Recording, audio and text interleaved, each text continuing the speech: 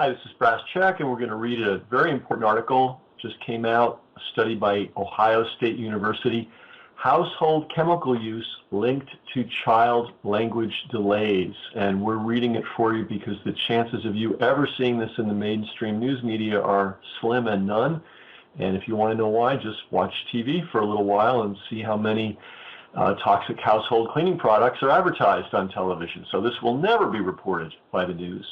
And yet it's very important, and it's something that people could easily modify in their lives to help themselves. So please help spread the word about this.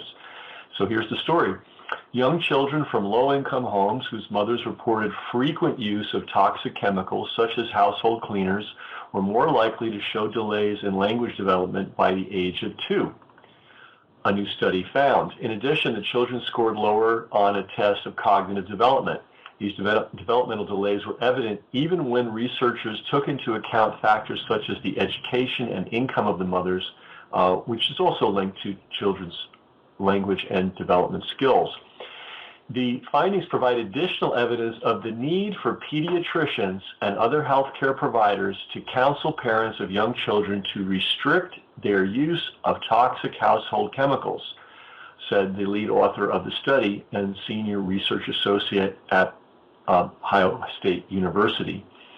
What do you think the odds are that pediatricians are even going to get this information?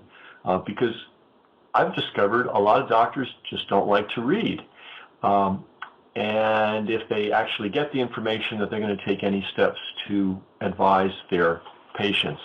I'm guessing that's also slim and none. Going on in the article, we found that a significant percentage of mothers with young children may commonly expose their children to toxic household chemicals, possibly because they are unaware that such materials may be harmful. And this again comes from Ohio State's Crane Center for Early Childhood Research and Policy. The study was published online recently in the journal Clinical Pediatrics. The researchers used data on 190 families from the Kids in Columbus study, a Crane Center research project that followed children born into low-income families in Columbus for 5 years after birth. When they first started the studies, mothers were asked about their use of household chemicals such as floor and toilet cleaners and solvents during pregnancy.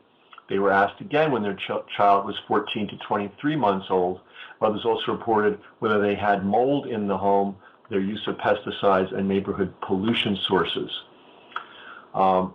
Now, interesting, findings showed that neighborhood pollution, mold in the house, and pesticide use was not significantly linked to child outcomes. But the use of off-the-shelf, legally permissible toxic chemicals in the home was.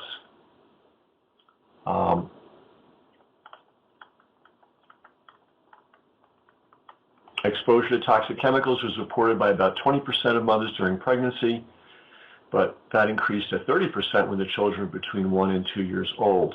Mothers also reported using more household chemicals after childbirth. Now, there are options here. White vinegar is actually more effective than ammonia in some cases. You can also use hydrogen peroxide, and there's information about that on the internet. And those things are not toxic at all versus things that are seriously toxic. When kids reach about 2 years old, that is a peak time for brain development. If the use of toxic chemicals is interfering with that development, that could lead to problems with language and cognitive growth. While many mothers may use household cleaners and other toxic chemicals when their children are young, low-income mothers face particular challenges. And here's something important. They often live in smaller spaces where it may be more difficult to keep children away from chemicals, particularly when they are cleaning.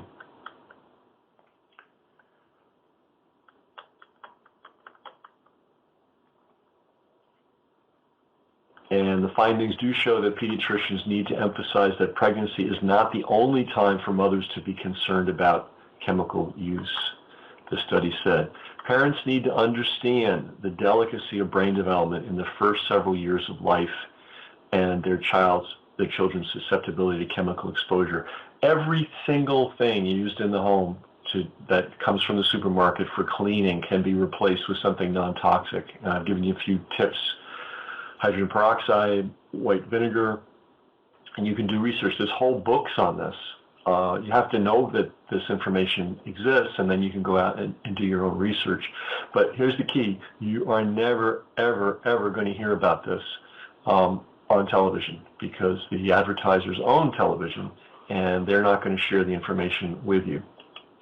So that's the news.